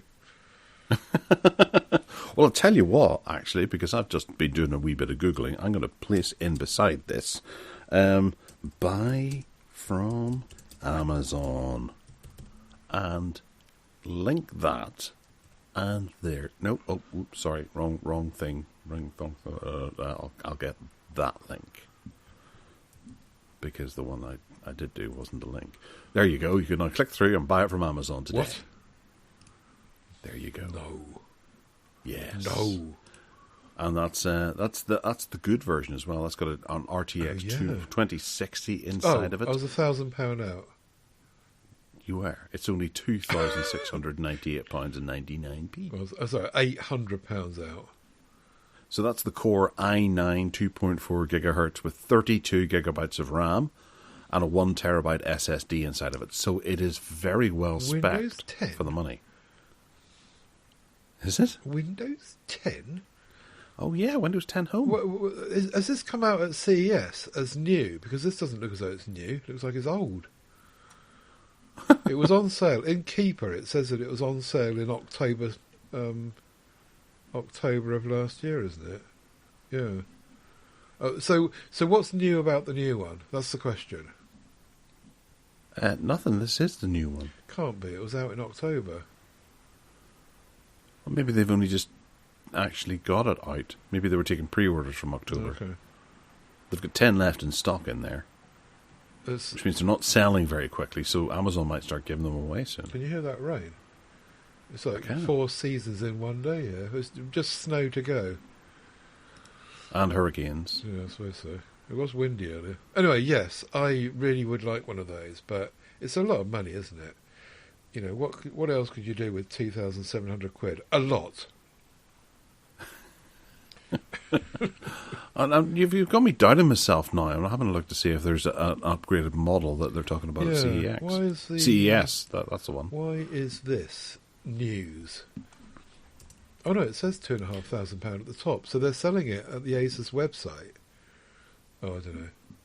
Perhaps it's the Pro Duo bit, is it? What's the Amazon one? Is that Pro Duo? Yeah, it is. Maybe they were just sending me the press release just because they wanted to get rid of the ones they had in stock on Amazon. Right. Anyway, we'll move on. No, it looks lovely. Before we embarrass, we haven't spoken anymore about it before, and I'm glad we have now, because whether it's new or not, I like it. And you're going to buy one. Great. Love to. All right. So you may recall me mentioning vapor chambers earlier on. Oh, yeah. Well, AMD have admitted that they have some problems with their new RX 7900 XTX GPUs, which were released just at the end of last year. These are the new super top, very, very fast GPUs that are top of the pops, and they looked really good. They were huge, genuinely big things. But people started noticing that the top end card was having heat issues and limiting itself after a certain a certain temperature was hit. And a young fella on YouTube by the name of Der8Auer, DER8AUER, took it upon himself to investigate. And he took the whole thing apart and discovered that there was a bit of a wonky vapor chamber inside of it. Yeah. And this causes a big problem because the vapor chamber is the same used across the entire range, or pretty much the entire range. And if it is faulty, then there's going to be some big problem that AMD are going to have to deal with in the future. And whether that be a full product recall, logistically, it's going to be a nightmare for them. Oh, dear. And I do wonder what's going to happen here, because AMD have now acknowledged the problem, and I think they're probably going to have to sit down and do some head scratching to try and work out what to do with this, because if the problem is as in down deep in the card, what's the word? Embedded? Indebted? No. Embedded? Yeah, okay, we'll go with that. If it's as embedded as it appears, then integrated. They're going to have to manufacture a whole load of new cards once they've worked out how to resolve the problem, and replace everyone who's bought one's card, which would be a pain in the derriere to have to do. The logistics would be a nightmare. I bet they love overclocker Der8Auer. Well, he's doing the Lord's work, I reckon, here, and he took his apart and he found he's probably voided the warranty on it, so he's not going to get that replaced. And, yeah, big problems ahead for AMD. So this comes on the back of NVIDIA's problems in that their 4080s aren't as amazing as they had made out to be. So you don't really have much of a choice if you're looking to buy an oversized graphics card, because they all look like graphics cards that have just been, dumped underneath a magnifying glass, and they're just bigger. They're plagued with issues. Oh dear, he'd be in business, eh?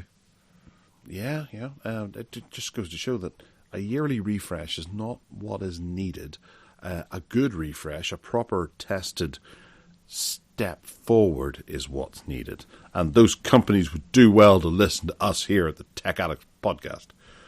It does make you wonder, or possibly Dave or whatever his name is. Yes, it does make you wonder about the whole kind of business angle, though, of manufacturing and putting stuff out there, and the pricing structure and support and recalls and the risk of that going. I mean, I wonder if these companies are insured against things like this. They've got an insurance policy that says, right, if we have some sort of recall, then someone else will cough up the money to pay for it, or what have you. This kind of being in business these days, everyone's out to trip you up, and and you might end up having to fork out millions of quid, which the big boys seem to do every day. Google and Apple and Microsoft are just constantly paying out, aren't they? They are, yes, but I don't know that to the extent that AMD is going to have to cough up here. This is really going to be problematic for them. Obviously, they can bring all the cards back in and then try and repair them that way and then ship them back out again, but I don't think people are going to be too happy with that. They're going to have to solve the problem, build the cards and replace the cards, and then they're going to have all these old cards that they're going to have to open up, and then you're not going to know whether or not you're getting new old stock or old new stock. Are they? I wonder how many of them have been sold. Several, yeah. I wonder what the size of the scope of the problem is, and the Well, that is a good point. Actually, that's a really good point, because it's a bit of a niche card at the moment. The likes of yourself or myself wouldn't be able to just happily walk out today and buy one. right. You need to remortgage your house in order to do that, but also you need to buy a new case because they are so big. They need a new case. Right. So the numbers should be fairly limited at this stage. And there's a lot of people who stand back and watch to see whether or not, like the 480, if it is as big of an improvement over the 380 that came out last year, for them to leap on board at. So perhaps several might be actually kind of right at the moment. Yeah. But if anything, it's just going to be a bit of negative press that AMD is going to have to navigate through in order to get their flagship models out the door. Have you any idea what sort of cost this would be to buy? To actually buy the card new Yeah. from something today, 790 XTX, what are the general prices? If you can get one. I'll try and spell it correctly as well. That would work too. Overclockers have the card for... Oh, it's not that bad. It's £1,300. Well, it's still a significant amount of money, isn't it? But anyway, yeah.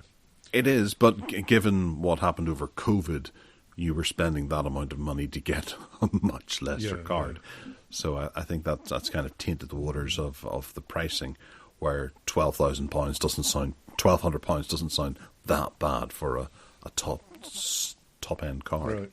Oh, right. Well, it'd be interesting to see what happens.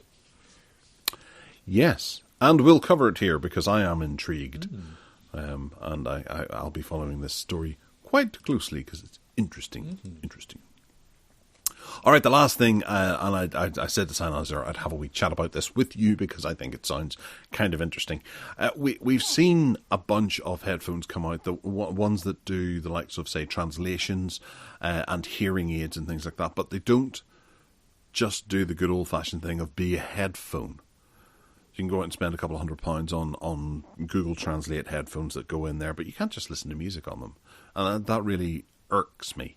Sennheiser have done the Conversation Clear Plus, and this is a headphone that is part hearing aid as well. So whenever you're not listening to music or damaging your eardrums with music, you could be using it as a hearing aid around the house and hearing the people that are talking to you, or the TV, or just the phone ringing or something like that.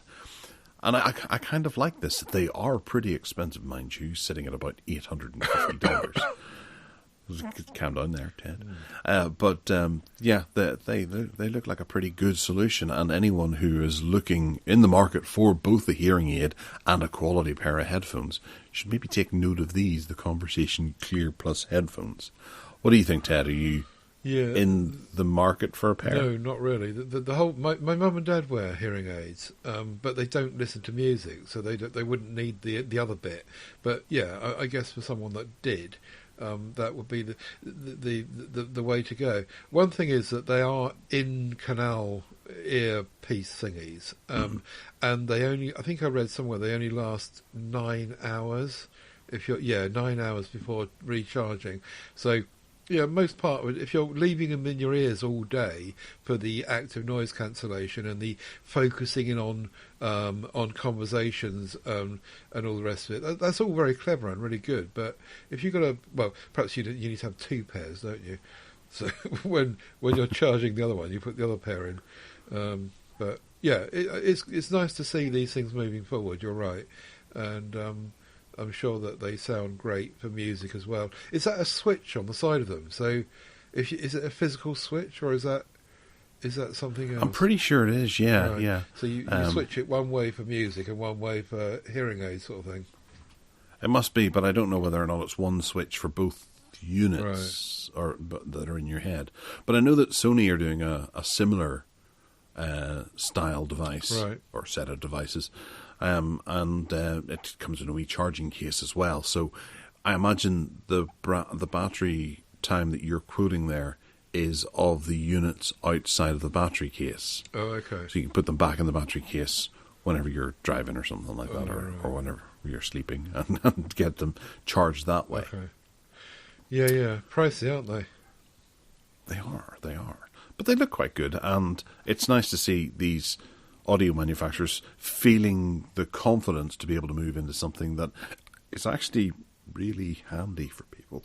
This all came about because the US, Food and Drug Administration lifted the rules on it, because up to now you weren't allowed to sell in America hearing aids over the counter, and right. They are now popping up here, there, and everywhere, and that seems to have opened the floodgates for companies to actually be exploring and investigating this line. So yeah, really interesting. Terrific. Right. In the name of the game. Dog's out the front garden barking. I apologise if you can hear that. I will slap it. Bury her in the garden later on. Dell have unveiled their second-gen concept, the Nix. This is a gaming controller that allows people to do stuff. Ted, I haven't read this. I forgot to read this one. Right, okay. So it's a new handset from Dell, a gaming controller, and it's got things like fingerprint scanners built into it, apart from being fancy in lots of other ways. But the thing that I focused in on was the fingerprint scanner. So what it does is you can use it in a family, in a house, for example. You can use it in different devices, with different devices, move it around. Different users can register themselves with it. So when they pick it up, it detects who's using it. And then when you decide which game it jumps you back into the game where you were, and the next person that picks it up, it can then switch quickly to the next person. So that was the thing that I focused in on it mostly. But there are other buttons on it as well, which by now you've probably read. And because I've been killing time for you, and you can focus on what's going on. There's a shift button and a scroll wheel function for mimicking a mouse wheel, and a touchpad. And need I go on, or are you back on speed now? No, I was listening to you thinking, oh, that's not very useful. That's not very useful. I thought the fingerprint scanner was the most useful. If you were sharing it in a house, and the next person that picks it up, whatever TV you're looking at or device you're looking at, it knows it's you, and so it sets you up in the game where you were, and it knows what's going on. But let's say, for example, on the PlayStation 5, you just hit the PlayStation button and change your profile.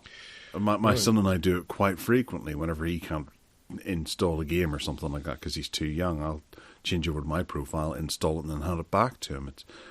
I don't think it needs the extra additional hardware inside of it for a fingerprint sensor. Don't buy one then. Well, I bloody well it's got a nice alien. But I am quite interested in that D-pad. It looks a bit like the Steam Deck D-pad. Yeah. It does look nice.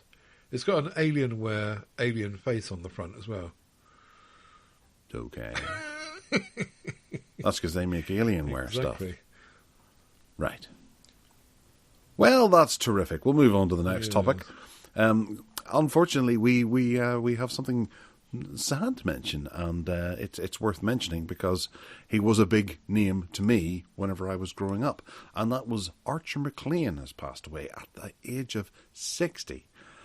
He was a British video game programmer who made a name for himself on a number of fairly classic games. I owned Drop Zone and IK Plus, and then on my PC I had a copy of Jimmy White's Whirlwind Snooker. I knew of Archer McLean's Pool, but I never actually owned it. And he progressed through various other snooker games over the course of the next number of years, making Pool Paradise and Cue Ball World. And yes, I'm just actually noticing I did have that Archer McLean's Mercury. I had that on the PSP. That's right. That was a really interesting game where you slid around Mercury in little containers, which was really good fun. That's right, yeah. I hadn't clocked that until right now. His last game was back in 2009, which is the ill-fated Wheel Spin on the Nintendo Wii. But for everything that he did during the 90s and the 80s, he was a cracker of a game programmer. Ted, do you know any of the games I've just mentioned?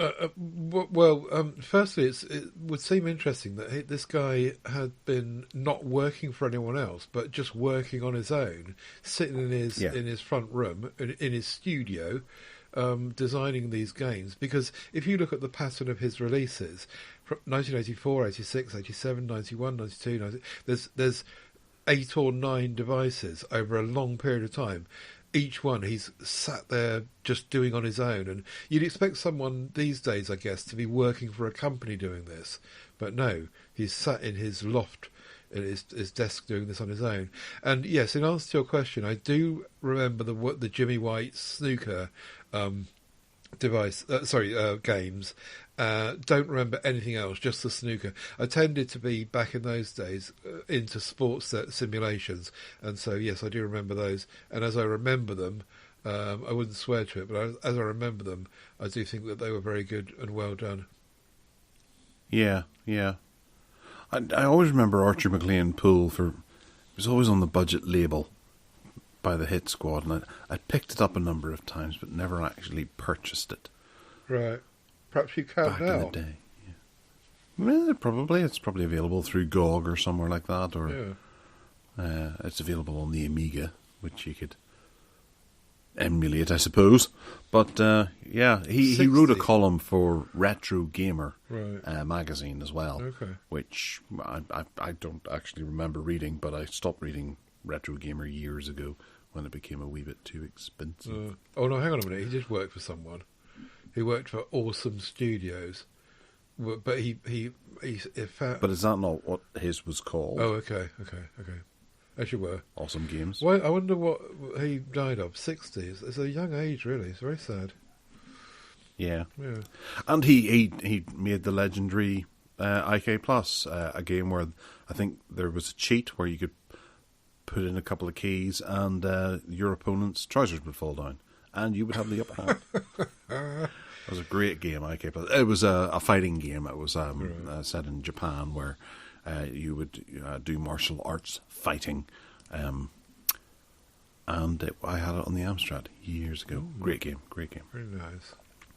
All right, Chrome Corner. We're skipping out the app section this week because CES was so heavy, and it's almost 2:00 in the afternoon. Chrome Corner, yes. The only thing that is in Chrome Corner, as far as I'm concerned, is the Asus Chromebook 5, which was announced at CES. And the only thing worth noting about this, apart from that it's nice to see another Chrome box coming out, to be honest, because I think that they're underrated and they're useful and they're great to kind of stick in the corner of your desk. Even if you've got Windows normally, it's something you can plug in. And anyway, the unique feature about this particular one is that it's got a wireless charger on the top, which is a really nifty idea. Wonder who thought of that. So you've got this thing on the corner of your desk. You put your phone on the top of it, or any other headphones or whatever you've got for Qi charging. Stick it on top of the box, and it charges it for you. Lovely jubbly. Apart from that, there's nothing. I don't think there's anything particularly significant to talk about in terms of the specs of the device, unless you picked up anything, except that it's going to cost £399. And Asus. Are, along with Acer actually, are one of the few people that tend to still be making these Chrome boxes, which is a bit of a shame. So, anything you want to add? Well, I'm just noticing the timeline of it. The Chromebox 3 was back in 2018, and now we're in 2023, and we're getting the Chromebox 5. So, it's not something that they're pushing out every year as a new update. It's every couple of years. Yeah. It would be nice to have one of these, but I don't think too many people would turn it on whenever they've got a Windows PC sitting there. Yeah, you're right. It might go well under the TV to have some of your Android apps and things like that playing on. And you'd have to take it with you. If you were going to take it with you to use somewhere else, I mean, you might as well have a Chromebook, really, mightn't you? It's not that much bigger to have a little Chromebook like the Duet we were talking about earlier. But anyway, I still think it's nice to see people doing something a bit different, even if it's not that popular. Yeah, it's still there. And also, we've seen little mini PCs selling quite well with Windows 10 on it, so it's good that someone's doing it with Chrome. Yeah. Okay, hark back. Hark back. We've come back full circle to vinyl. You get sick of me talking about vinyl and SLR cameras soon. The Soundburger. I don't know if you ever remember the Soundburger. This was a record player which was a portable. In America it was called the Mr. Disc, but the rest of the world it's called the Soundburger, and it's called the Soundburger because it looks like a burger. It's basically a Walkman. When the world was going Walkman mad in 1983, in the early 80s, they wanted to do something with records, and so they designed and made this Audio Technica. They designed and made this this portable record player. And it's just mad. I was trying to work out how much it was on release, but I do remember looking at it and thinking I couldn't afford it, so I never had one, which was a real shame. But it looks like a real thing. It looks like the kind of thing that you'd have in your loft somewhere, and it would be in a box, and it would be away there. So anyway, you put the record on it, a 33 or 45. You open up the top levered side of it, and you put your record in the middle, shut that down, release the stylus arm, and put it on the turntable, and away it goes. And it plays the sound through a speaker built in, or you've got cables out to go to or whatever you want it to put out to, whether it be a speaker, active speakers, or via an amplifier to put into a hi-fi system, or there's actually two 3.5mm audio outs, so you and a friend can listen independently to your record. And it's really funny because the promotional material here shows someone out on a picnic. They got this thing at a picnic because also you can put 3 batteries in it. So 3 of those big C-sized batteries you can stick in the back of the thing and take it on a picnic. And you've got to take your LP records with you, of course, and put each one on. It's just so funny thinking back to it. And the batteries only last for 12 hours, so, they're going to kill... You need some rechargeable batteries to put in there. Anyway, the point about this really is, apart from the nostalgia of remembering it, as I do, is that in November 22, they did a limited edition relaunch because Audio Technica was 60 years old, and they made a batch of 7,000 of these as a kind of, a novelty really. But they sold out so incredibly quickly that they brought it back. Now they've updated it. They've added a rechargeable battery instead of batteries. Well, with the original one, you could have a power cable as well, but a rechargeable battery, USB-C connection, Bluetooth out as well, and all sorts of kind of updated changes to it. And because this did so well in November, and they ran out of these 7,000 units so quickly, they decided to bring it back again. So in spring of 2023, Audio Technica are going to release it again, get it out there, and I can't imagine anyone apart from people wanting it for nostalgic reasons. I mean, I can't imagine anyone actually using it, let alone taking it on a picnic, which just seems absurd. This is not a Walkman. Records are not portable, and yet they did this, and it seemed to sell. And the limited edition was an absolute success, and now they're going to do it again. Can you imagine? Have you ever heard of these? I have, but through it was mainly through Matt over on TechMoan on YouTube. Oh, right. I think he reviewed them. He's maybe done a couple over the years, but it seems like such a weird thing. There was another version of it as well that was a little van, like a Volkswagen Traveller van, and it ran round the grooves, didn't it? Yeah, and was not good, and wrecked your records as well. Yeah. But I imagine if this comes back, I think probably Audio Technica will really sort of ramp the price up as well, because I thought if they're all going to sell out. I thought it was set at $200, but maybe I misread that. Oh no, price is yet to be announced. Okay. Yeah, I reckon they could probably do it for 300 this time around, and maybe stick in a few extra bits of tech. Yeah. But yeah, they're what a weird thing. But then it was necessary for people to be able to take their record collection with them and enjoy them on a picnic, as you say. But they could have just taken a Walkman and tapes. But where you've made an investment into having a record collection, you don't want to have to go and buy the same album again on a tape. Yeah, you could record it. I suppose, yes. I just thought it was really funny. And I do remember them coming out. I just thought it was really funny, the picture of the bloke at the picnic. Yeah.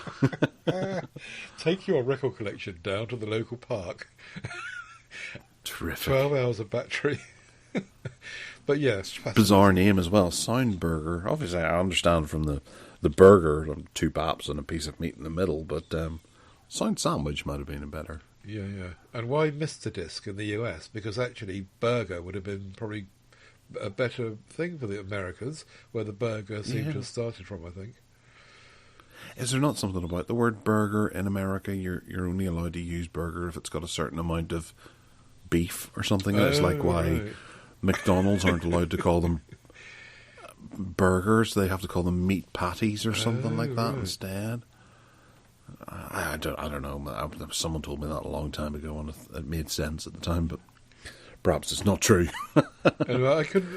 The thing I was trying to find was an original release price, and I just can't find it. I hunted high and low on the internet, and I just could not find it anywhere.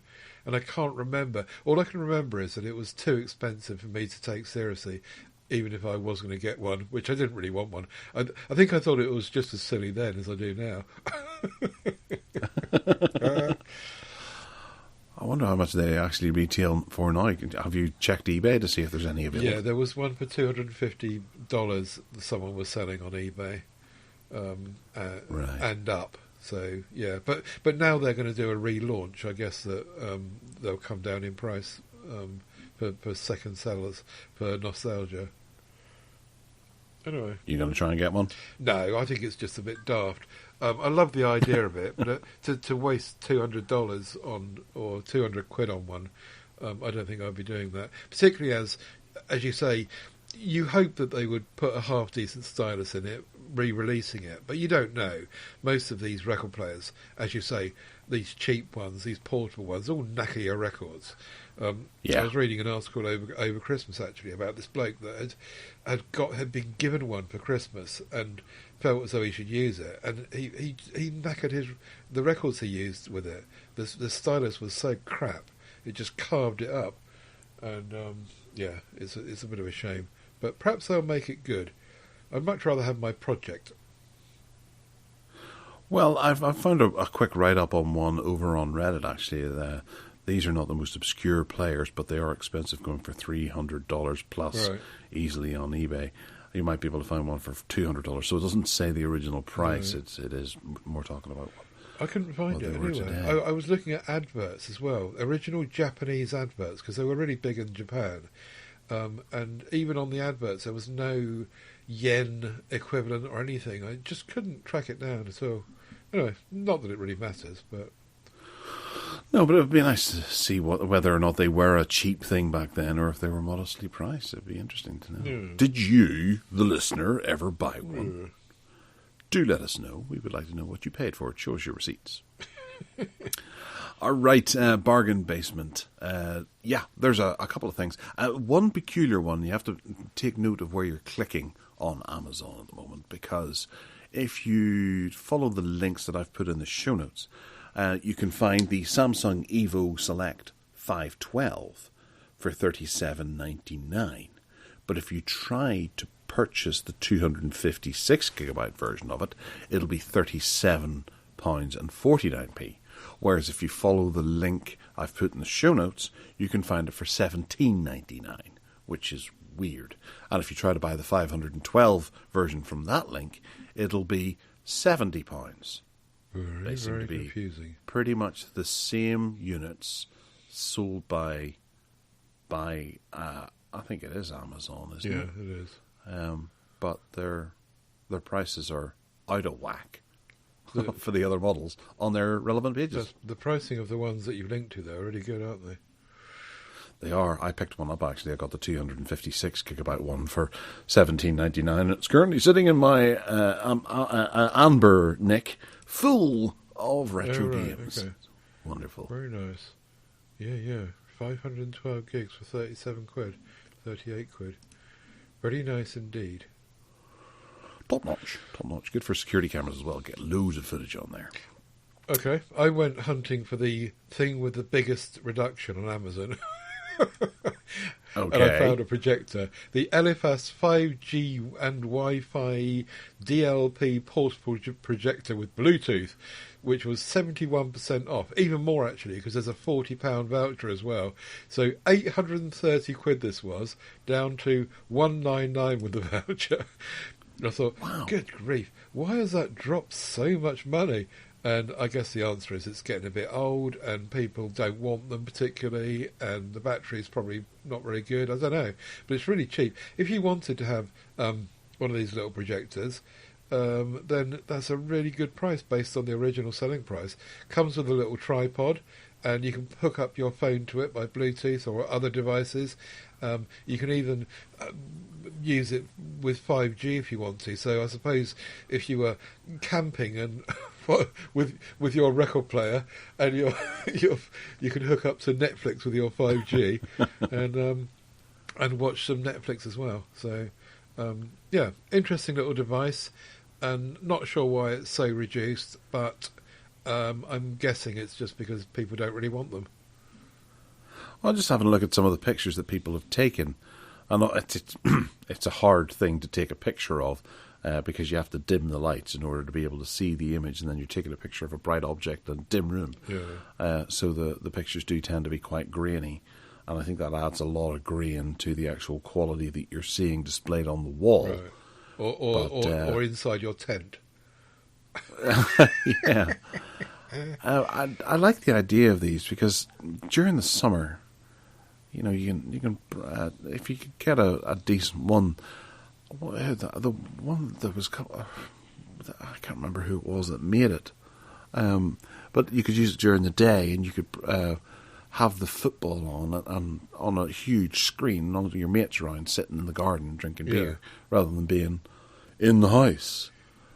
You can. It depends on how bright it is, of course. I used to have the Moto Mod, and that was 50... What is it called? Is it 50 lumens? Yeah, 50 lumens. Yeah. And that was unusable except in pitch black. This one appears to be 200 lumens, I think. Although it's, 200 ANSI. Is an ANSI the same as a lumen? I don't know. Anyway, Could be. if it's 200, then it's 4 times as bright as that one, which would hopefully make it, watchable at least in some daylight conditions. Yeah. But yeah, it looks really nifty, and you can connect what you like to it, including HDMI out, incidentally, so you can cable it up if you want to. Very dinky and pocketable. Yeah, it does look like a really cute little device as well. Something that you'd want to have in your pocket. Yeah. All right, moving on to something that Mr. Steve Litchfield did purchase before Christmas.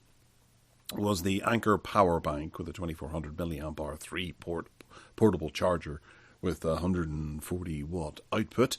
Is down in price from £140 down to £99.99 to anyone who is not in Northern Ireland. Well, they won't ship it to you. They'll tease you with the price, but not ship it to you.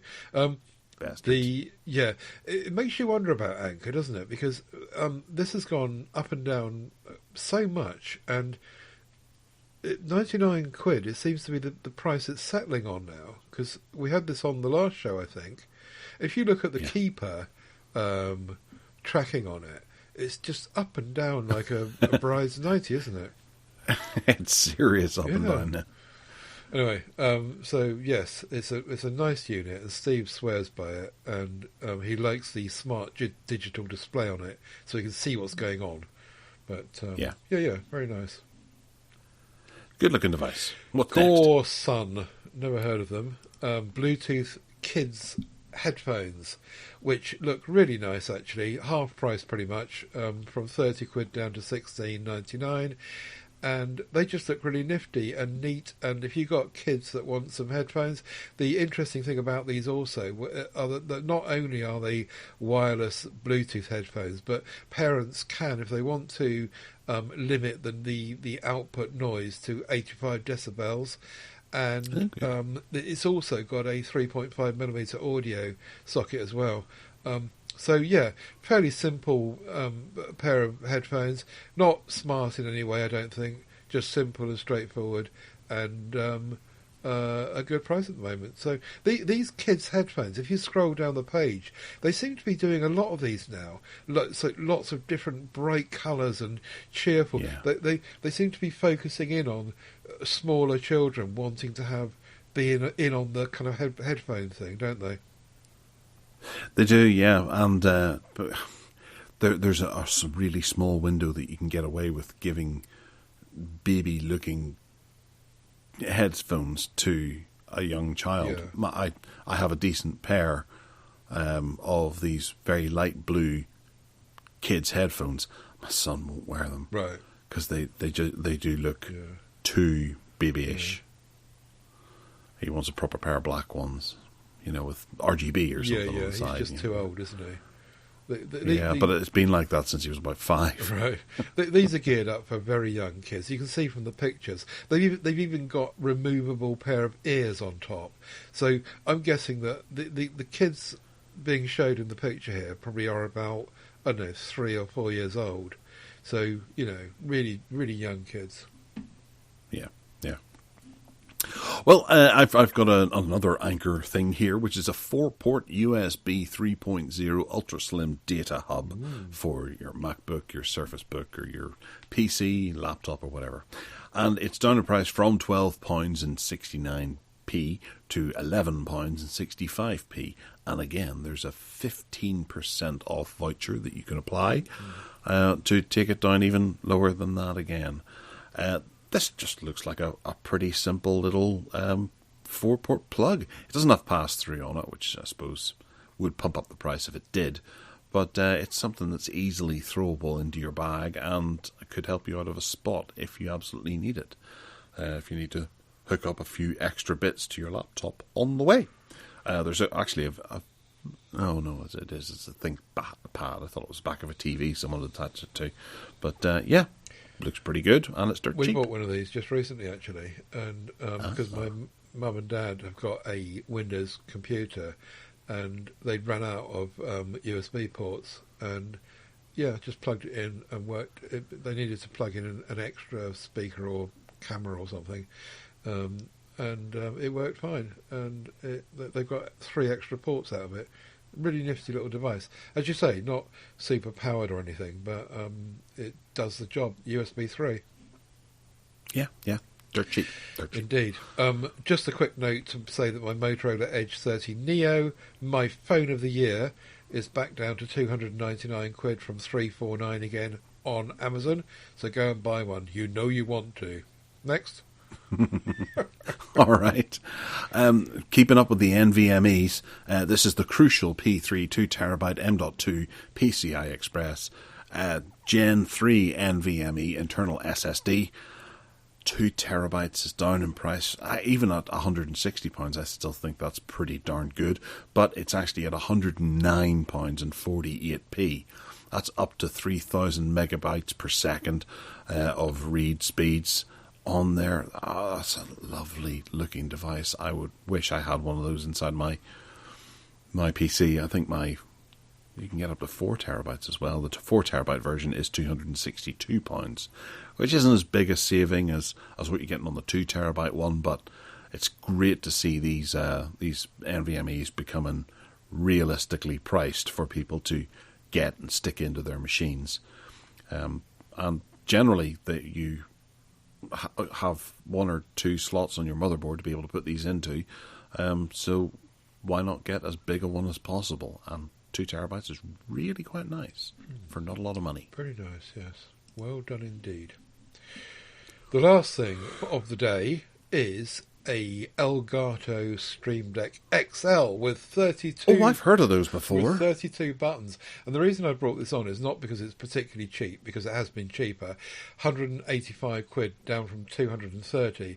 But they're offering me £37 times 5 months. And I thought, yes, I'm doing this. I'm fed up with having 2 Stream Decks. I don't want 2 boring Stream Decks. They look stupid. I want one big one. So watch out in the classifieds, because I've decided to get this one. It's on its way, and I'll be much happier with the 32. I should have done that in the first place and not bought these stupid little ones. But the little ones I'll sell on because other people will think they're fine. And so, yeah, I'll have 2 with 15 buttons on them coming up for sale. And I shall report back on the show about my 32 one and how much greater it is. Ha-ha. So by my calculations and amazing math skills, you've got 2 extra buttons that you didn't have before. I have, yeah. And if I was to keep all of them, I'd have 62 buttons. Yes, but then you'd need the Anker 4-port USB 3.0 ultra slim data hub to be able to cook them all up to your computer. You're quite right, yeah. But no, I'm going to sell the little ones because they will sell and they're good enough. There's nothing wrong with them. They've been looked after. They're not covered in coffee or anything. All joking aside, I really wanted to do that in the first place, and I was just fighting myself off with the price, and I thought, I can just do 2, it's fine. But no, I've arrived. Fair enough. And both of yours are the 15 key ones are the Mark II or Mark I? The Mark 1. So you don't get the difference between the Mark 1 and the Mark II is, well, apart from the silly thing you can get to put on the front of it, which is completely pointless, is that you get a removable USB-C cable and also a fixed stand. With the original version, the ones that I've got, it's got this kind of plasticky stand, but the advantage of that is you can have it at any different angle you want. With the new one, the Mark II, it only sits at one angle. That's all you get. Whereas this one, you can actually move it to different angles if you want to. But yeah, pros and cons. They're pretty much the same, to be honest. But yeah, one's newer and USB-C. Right, okay.